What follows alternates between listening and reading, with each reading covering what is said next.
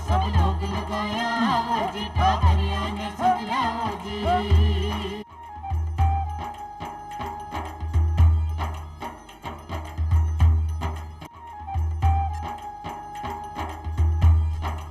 चौपाल देखने वाला सबला दर्शकाने राम राम सा।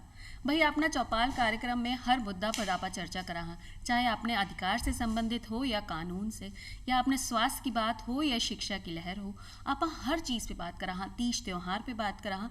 तो आज तो भाई अपना गजानंद गणेश जी को दिन है, बिको जन्म दिवस है, अपना शिव जी का दुलारा है, पार्वती माँ का प्यारा है, रिद्धि सिद्धि का दाता है, अपनी सभी कामनाएं, अपना सभी प्यार पूरा करने वाला है गणेश जी। तो आपा इन्हें किया छोड़ सका।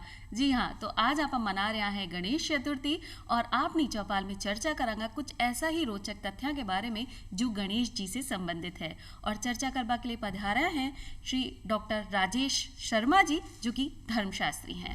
राजेश जी थाको बहुत बहुत स्वागत करा हाँ चौपाल में। बहुत बहुत नमस्कार और दर्शकों को सबको भक्तों को मेरा प्रणाम। और आपने गणेश चतुर्थी की ढेर सारी शुभकामनाएं भी देवा हाँ। जी जी जी जी, बहुत बहुत धन्यवाद और बहुत बहुत आशीर्वाद आपको और सभी दर्शकों को गणेश चतुर्थी की हार्दिक शुभकामनाएं। राजेश जी, जी आज आप गणेश चतुर्थी पर विशेष कार्यक्रम ले रहे हैं, तो सबसे पहले आपने दर्शकों ने आ भी जानना चाहिए और मैं भी जानना चाहूँ कि भाई आपने जो गणेश जी हैं, बिको नाम है, बिको भावार्थ के हो सके है? गणपति जी, गणेश जी। गणेश जी को गणपति कहा गया है जी। गण का मतलब होता है अष्ट वसुओं के स्वामी। अच्छा। वसु का मतलब होता है दिशाएं। गण अष्ट वसु का मतलब दिशाएं। तो गण का मतलब ये हुआ। पति का मतलब होता है स्वामी। जैसे हमारे पुराने जमाने में जो भी पत्नियां थी, पति से ही कहती है स्वामी भोजन कर लीजिए। आज की बात अलग है, नाम से ही बुलाया जाता है। तो गणपति का अर्थ हुआ सभी दिशाओं के स्वामी, 10 दिशाओं के जो स्वामी हैं वो गणपति हैं और उनके बिना अनुमति से, बिना उनकी अनुमति प्राप्त किए कोई भी देवता उन दिशाओं में प्रवेश नहीं कर सकता। और इसीलिए शायद हमारे शास्त्रों में बहुत स्पष्ट लिखा है कि गणपति की पूजा सबसे पहले की जानी चाहिए। जी। तो आप गणेश जी और गणपति जी में क्या भेद हो गया कि अंतर? गणेश जी उनका नाम था, गण उन गणों के पति, मतलब सदी दिशाओं के पति थे, इसलिए उनको गणपति और गणेश जी कहा जाता जी। और आप सभी जाना कि भाई प्रथम पूज्य हैं गणेश जी।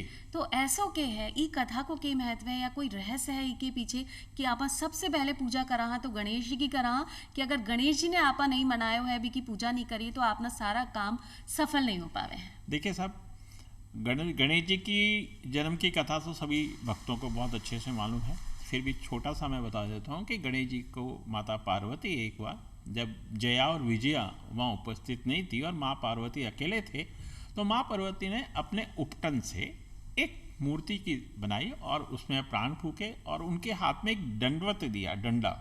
आप देखिएगा गणेश जी के हर मंदिर में हर स्थान पे 2 डंडे इस तरह लगे होते हैं। वो दंडवत वहीं से की शुरुआत हुई थी जब माँ पार्वती ने श्री गणेश जी को दिया था। तो माता पार्वती ने जब वो दंडवत उनको देकर कहा कि आप द्वारपाल की तरह, यहाँ पर गणेश जी द्वारपाल भी हुए और इसीलिए आप देखिए हम द्वार पे गणेश जी को लगाते हैं, तो वहां से द्वारपाल वाली बात चालू होती है। तो द्वारपाल के रूप में उनको गणेश जी को खड़ा किया उन्होंने माता पार्वती ने और कहा किसी को अंदर प्रवेश मत करने देना। और अकस्मात की बात है कि भगवान शिव स्वयं आ गए और भगवान शिव ने देखा कि ये बालक कौन है जो मुझे भी अंदर जाने से रोक रहे। उन्होंने बहुत समझाया कि तुम मुझे जानते नहीं हो। उन्होंने कहा था मैं तो एक ही बात जानता हूँ कि मेरी माँ की आज्ञा है कि बिना मेरी माँ के आज्ञा के बिना कोई प्रवेश नहीं कर सकता। आप कौन है मुझे जानना भी नहीं है। इससे भगवान शिव को लगा कि ये तो मतलब मेरे ही घर में मुझे ही कोई रोक रहा है और मेरी नहीं सुन रहा है, क्या बात है ये। और भगवान शिव तो शिव थे। तो भगवान शिव बहुत क्रोधित हो और अंत में जब युद्ध हुआ उसके अंत में उन्होंने त्रिशूल से उसकी गर्दन को काट दिया। और जब उसकी त्रिशूल से गर्दन काटी गई बालक की तो वो चिल्लाया माँ, और वो पूरे ब्रह्मांड में आवाज माँ की गूंज उठी। और माँ पार्वती जब बाहर आई इतनी क्रोध हुई, इतनी क्रोध में आई, उन्होंने कहा मैं सारी सृष्टि को समाप्त कर दूंगी। और उनके क्रोध से पूरा ब्रह्मांड हिलने लगा। सभी देवता वहां उपस्थित हो गए और सब माँ के सामने हाथ जोड़ के खड़े हो गए, लेकिन किसी को कुछ समझ में नहीं आ रहा था कि अब करें क्या, ये तो हो गया। तब भगवान शिव ने कहा विष्णु जी को, विष्णु जी ने ये कार्य किया था, तो भगवान शिव ने विष्णु जी से कहा कि जो प्रथम जीव उत्तर दिशा की तरफ पीठ करके सोया हो, दाईं तरफ पीठ करके सोया हो, अपने बच्चे से, यहाँ पर एक शिक्षा की बात भी है कि हमें कभी भी अपने बच्चे की तरफ पीठ नहीं करनी चाहिए। और यहाँ से ये शिक्षा भी मिलती है कि किसी भी देवता की पीठ हमारे घर की ओर नहीं होनी चाहिए और हमें किसी भी देवता की पीठ को नहीं देखना चाहिए। यहाँ से ये संदेश भी जाता है जी। तब विष्णु भगवान ने एक हथनी को देखा जो एक बच्चे की तरफ पीठ करके सो रही थी और वो उनका बच्चे का सिर लेके आ गए। भगवान शिव ने उसे प्राण फूके, प्राण फूकने के बाद वो बालक खड़ा हो गया। भगवान शिव ने जब माता पार्वती फिर भी बहुत खुश नहीं हुई, क्योंकि उनको लगा कि ये क्या बना दिया आपने, मेरा पुत्र तो अच्छा सा था, आपने ये क्या कर दिया। तो भगवान शिव ने माँ पार्वती को खुश करने के लिए और षष्ठी को एक सारे समाज में एक संदेश देने की कोशिश की है कि शरीर से कुछ नहीं होता, बुद्धि से, ज्ञान से सब कुछ होता है, शरीर में ना जाएं। ये भी उन्होंने भगवान शिव में संदेश देने की कोशिश की है इसमें। और इस संदेश के द्वारा भगवान शिव ने उनको वरदान दिया था कि जो प्रथम पूजा आपकी करेगा वही पूजा संपन्न होगी और उसी पूजा से लाभ प्राप्त होगा, आपको सिद्धि प्राप्त होगी। इसलिए प्रथम पूजनीय गणेश जी वहाँ से हुए। साथ के साथ एक वरदान उन्होंने और दिया कि गणेश जी विघ्न हरता होंगे। जो गणेश जी की पूजा करेगा उसकी सभी विघ्न बाधाएं समाप्त होगी। ये दो बात उन्होंने भगवान शिव ने वरदान दिया था गणेश जी। जी इले ही आपा गणेश जी ने सर्वप्रथम पूजा हाँ जी। और गणेश जी अपना सारा विघ्न भी हर ले हैं। और बहुत ही चौका कथा है कि भाई कोई भी माता अपना शिशु से कमर कर पीठ करके नहीं सोनी चाहिए और अपने भगवान की तरफ अपनी पीठ नहीं होनी चाहिए। भगवान का हमेशा अपने दर्शन होता रहना चाहिए। जब पूजा की बात आई है, गणेश जी ने पूजनो ही सबसे ज़्यादा ज़रूरी है। सफल करनी है अपनी पूजा या अपनी मनोकामना पूर्ण करनी है तो गणेश जी ने आपा पूजा हाँ।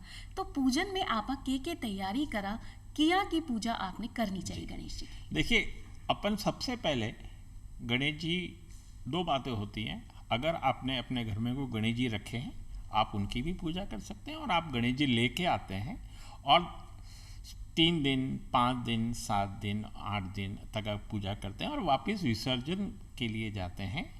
तो सबसे पहले आपको ये देखना चाहिए कि वो मूर्ति जो है मिट्टी की होनी चाहिए। हाँ। आजकल जो बाजार में मूर्तियाँ मिलती हैं वो बिल्कुल भी शुद्ध नहीं होती हैं और वो मिट्टी के कारण ना होने के कारण वो पानी में जब आती हैं तो विसर्जित नहीं होती। तो मिट्टी की मूर्ति पूर्ण तरह पानी में विसर्जित होती है। और ये जो मूर्तियाँ बाज़ार में मिलती हैं जिनको लोग खरीद के लेके आते हैं, ये मूर्तियाँ पानी के अंदर विसर्जित नहीं होती हैं, हमारे पानी को दूषित करती हैं। पानी के दूषित करने से जहाँ भी हम विसर्जन करते हैं वहाँ पर उस तालाब में मछलियाँ होती हैं या हमारे पशुधन, पशुओं को हम धन मानते हैं, हमारे पशुधन उस जल को पीते भी हैं तो उनको भी शारीरिक रूप से उससे नुकसान होता है। इसलिए हमें सिर्फ मिट्टी की मूर्ति लानी है। कई भक्तों की ये जानने की इच्छा होती है और कई भक्त बहुत बार पूछते भी हैं कि हम कौन सी मूर्ति लाएं, दाईं सूंड वाली या बाईं सूंड। वक्रतुंड कहा गया, वक्रतुंड महाकाय। तो वक्रतुंड का मतलब होता है, तुंड का मतलब होता है सूंड, वक्र का मतलब होता है घूमती हुई। तो घूमती हुई सूंड होती है तो वो दाईं ओर भी हो सकती है, वो बाईं ओर भी हो सकती है और वो सीधी भी हो सकती है। तो राजेश जी कौन सी आपने लानी चाहिए कि बाईं तरफ वाली लानी चाहिए कि दाईं तरफ वाली लानी चाहिए, किसे आपने ज़्यादा फायदा होगा? देखिए, भगवान की पूजा से तो हरदम ही फायदा है। लेकिन फिर भी हमें जो काम करना चाहिए वो शास्त्रों के अनुसार करना चाहिए तो और अच्छा रहता है। तो आपको घर में अगर मूर्ति लानी है, घर में, व्यापार स्थान की बात नहीं करी है मैंने सिर्फ घर में बात करी है। और घर के मुख्य दरवाजे के ऊपर लगाने की बात की है और घर के अंदर पूजा स्थल पर रखने की बात मैंने की है। तो तो 22 सूंड वाली मूर्ति लेके आनी है। देखिए मैं आपको थोड़ा सा बहुत शॉर्ट में बताता हूँ कि 22 सूंड हुआ तो उत्तर की तरफ हुआ और वो चंद्र माँ की तरफ जाता है, चंद्र की तरफ जाता है। अगर दक्षिण हुआ, दाई सूंड जिसको बोलते हैं, वो दक्षिण की तरफ जाती है, तो वो यम की दशा हुई। ठीक है, और वो सूर्य का कारक होगा। यहाँ चंद्रमा कारक आ रहा है, वहाँ सूर्य कारक आ रहा है। ठीक है, वो आत्मा कारक है, वो मन का कारक है, बात अलग। लेकिन घर के अंदर 22 सूंड वाली मूर्ति को लाना चाहिए। 22 सूंड की मूर्ति हमारे मन को शांति देती है। शांति देने के कारण हमें 22 सूंड की मूर्ति की घर में पूजा करनी चाहिए। और देव स्थानों पर, जैसे हमने कहा मोती डूंगरी गणेश जी महाराज, तो वहाँ पर 22 सूंड वाली मूर्ति की स्थापना होती है, जो देव स्थान है मंदिर इत्यादि में। लेकिन घर में 22 सूंड की होती है। बीच की सूंड होती है, वो सभी दिशाओं को देखती है। उसको आप कहीं भी काम में ले सकते हैं, घर में भी, देवालय में भी और व्यापार स्थान पर भी। तो ये बात का ध्यान हमें रखना चाहिए। जी हाँ, थे बताया कि आपने घर के लिए आपने 22 सूंड की तरफ लेकर आनी चाहिए, और व्यावसायिक संस्थान के लिए आपने क्या ध्यान रखना चाहिए।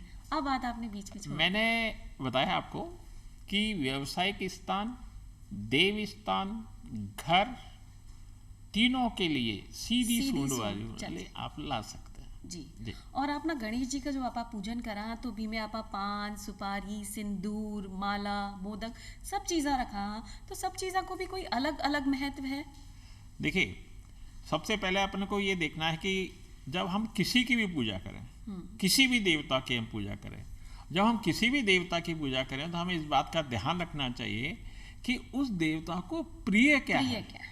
ये हमारा पहला, हम माँ लक्ष्मी की पूजा कर रहे हैं या माँ दुर्गा की या भगवान शिव की, जिनकी भी हम पूजा करते हैं, तो हम इसलिए गणेश जी की पूजा करते समय हमें ये ध्यान रखना चाहिए गणेश जी को प्रिय क्या है। तो गणेश जी को प्रिय दुर्वा है। अब ये प्रश्न भी आता है कि गणेश जी को दुर्वा क्यों पसंद है। और ये भी प्रश्न आता है, एक बार ये प्रश्न भी उठा था कि भाई हरा वस्त्र से गणेश जी का क्या संबंध है।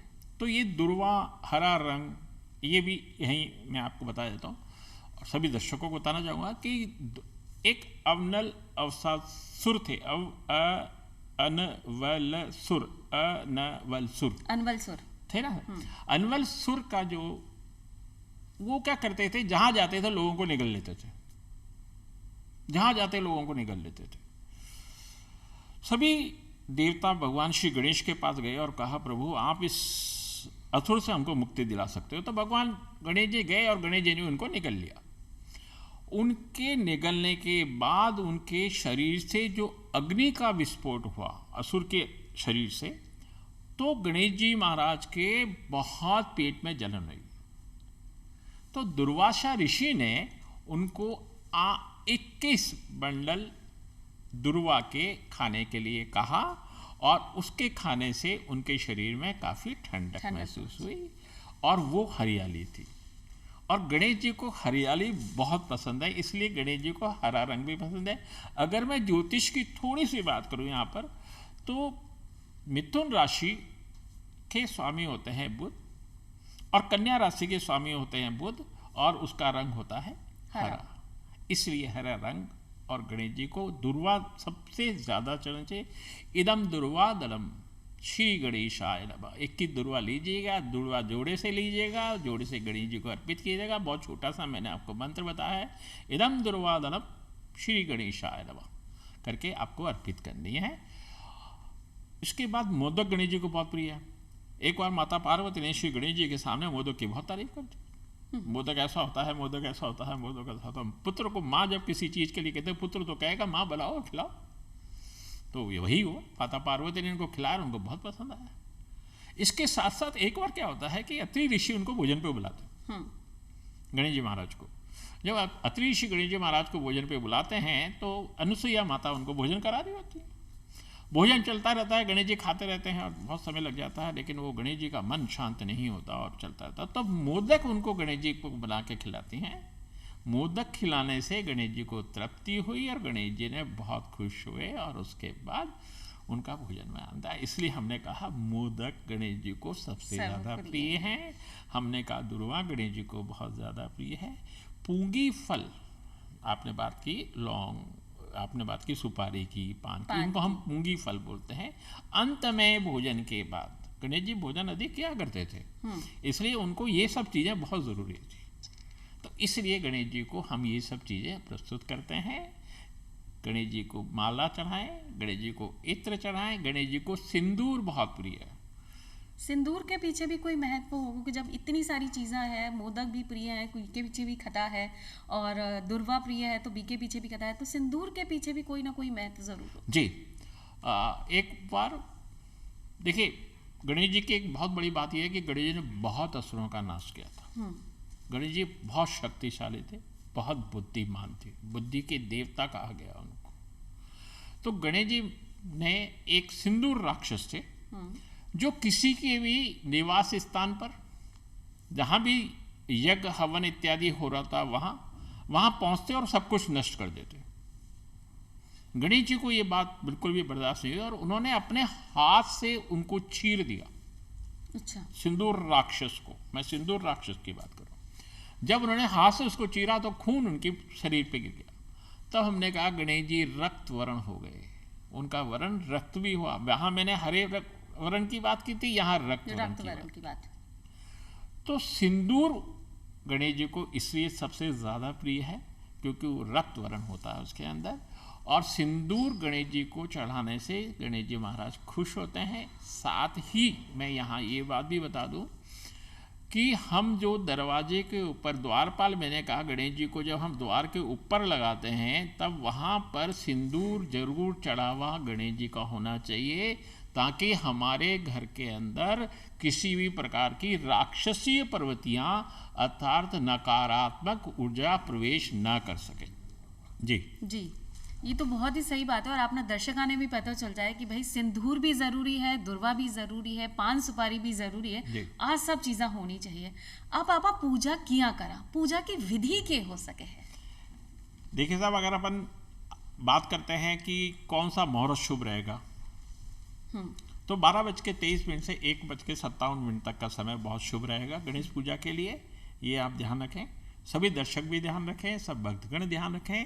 वैसे जिन लोगों का समय की कमी हो वो सुबह के समय 9:15 से 10:50 तक भी गणेश जी की पूजा कर सकते हैं। वरना श्रेष्ठ मुहूर्त की हम बात करें तो 12:23 से 1:57 का रहेगा।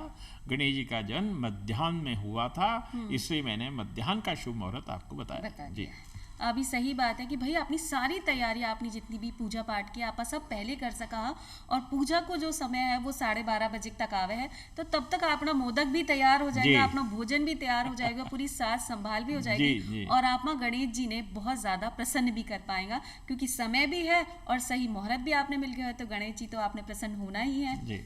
जी हाँ, बता दिया कि बहुत सारी चीज़ें गणेश जी ने प्रिय हैं और आज सब तरीका से हो गए हैं। बोलियो जावे है कि भाई गणेश जी पे तुलसा नहीं चढ़े है, तो ऐसा क्या कारण है कि गणेश जी पे तुलसा नहीं चढ़े? देखिए साहब, हमारे यहाँ शास्त्रों में गणेश जी पे तुलसा दल, तुलसा जी सबको प्रिय है। गणेश जी के अतिरिक्त विष्णु भगवान को तो बहुत ही प्रिय है, और गणेश जी को तुलसा दल हम कभी भी अर्पित नहीं करते हैं। और ये बात गणेश जी ने स्वयं कही थी कि मुझे तुलसा दल अर्पित ना की जाए। एक छोटा सा घटनाक्रम था, भगवान श्री गणेश जी बड़े लीन थे अपनी भक्ति के अंदर, वहाँ से तुलसा जी गुजर रही थी। तुलसा जी ने गणेश जी को देखा और देख के उन पर मोहित हो गई, और उन्होंने कहा कि मैं तो आपसे विवाह करना चाहती हूँ।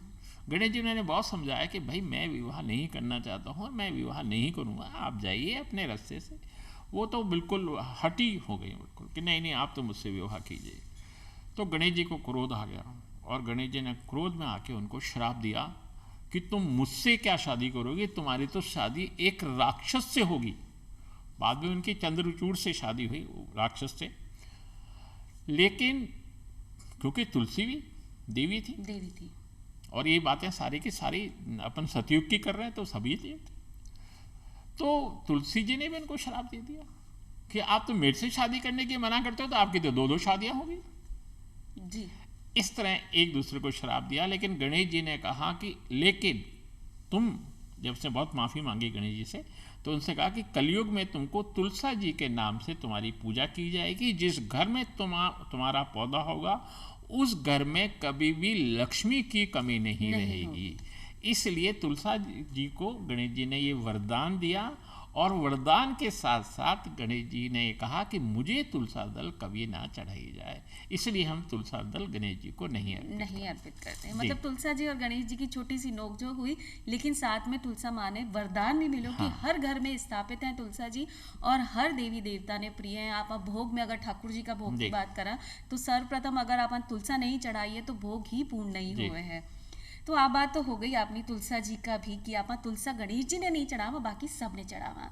विधि को समय भी आपने पता चल गयो है, लेकिन आप जब पूजन करवा बैठा हाँ तो सबसे पहले गणेश जी की प्रतिमा ने स्नान करावा, फिर वस्त्र अर्पित करा, तो बी ने किया तरीका से आपने करना चाहिए। देखिए, सबसे पहले एक भाटा लें लकड़ी का, उस पर पीला वस्त्र बिछाएं।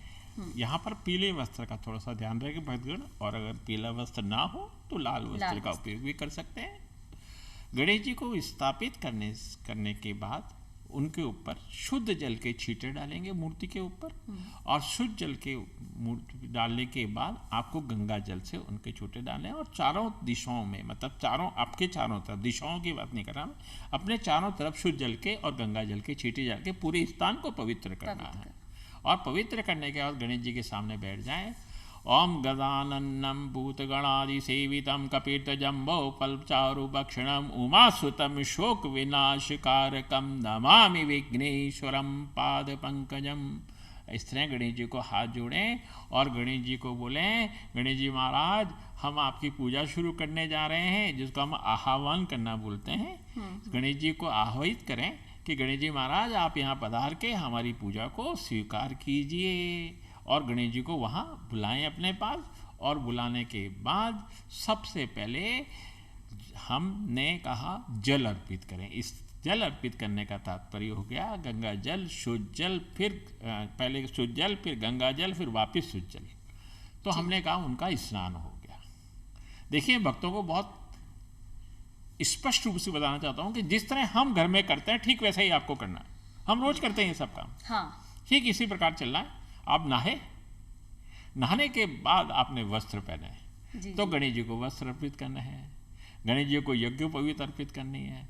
हमने कहा था वस्त्र तो पहन लिया, अब उनको तैयार करना है, तो उनको तिलक लगाना है, उनको चंदन का तिलक लगाना है, उनको कुमकुम का तिलक लगाना है, उनको सिंदूर का तिलक लगाना है, और उनको फिर अक्षत तिलक लगाना।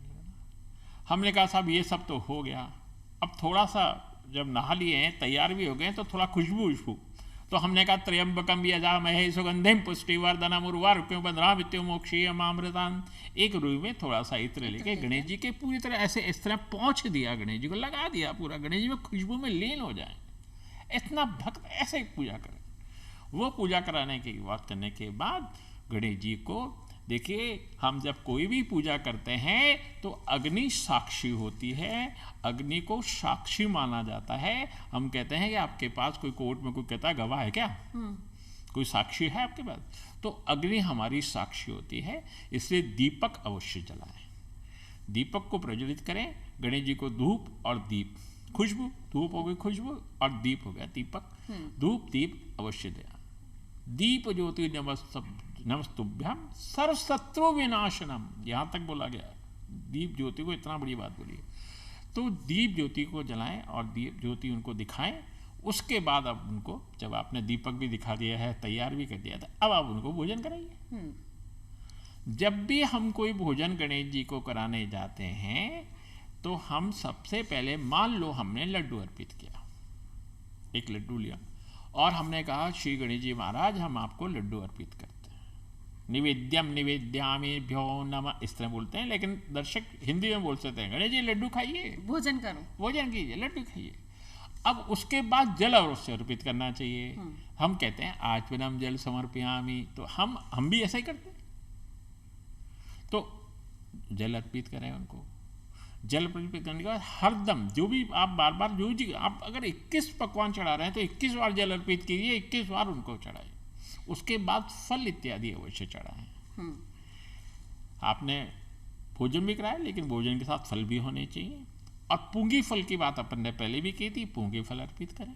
सबके बाद आपको जल छोड़ना, और उसके बाद गणेश जी की कोई भी कथा गणेश की व्रत कथा कर सकते हैं। जो भी कथा करना चाहें भक्तगण वो कथा कर सकते हैं। कथा करने के बाद आपको गणेश जी की आरती अवश्य करनी है। बहुत ही सही बात है। जी हाँ, आपा तैयार होगा भी हाँ, आपने भगवान ने तैयार जी। करना है और फिर आपने भोग भी प्रस्तुत करना है और उस भी के बाद में आप पान सुपारी भी रख सका कि मुखवार के रूप में भगवान जी को मुख भी प्रसन्न हो जाए और जी। मुंह भी साफ हो जाए। तो गणेश जी आपने से अवश्य ही प्रसन्न होगा। आज आपने जो चर्चा करी गणेश जी के बारे में कि आपने पूजा किया करनी है और सारा रोचक तथ्यों के बारे में जानकारी ली कि तुलसा क्यों नहीं चढ़े, और राजेश जी थे आया और इतनी चोखी जानकारी जो वाह। कोई ने भी नहीं पता बहुत हुई बहुत वो सब धन्यवाद, बताई। बहुत बहुत थाने बहुत बहुत धन्यवाद देवा। हाँ, आपको भी धन्यवाद और सभी भक्तों को मेरा प्रणाम। और आज मैं चला फिर मिलांगा एक नई जानकारी के साथ। तब तक के लिए राम राम सा।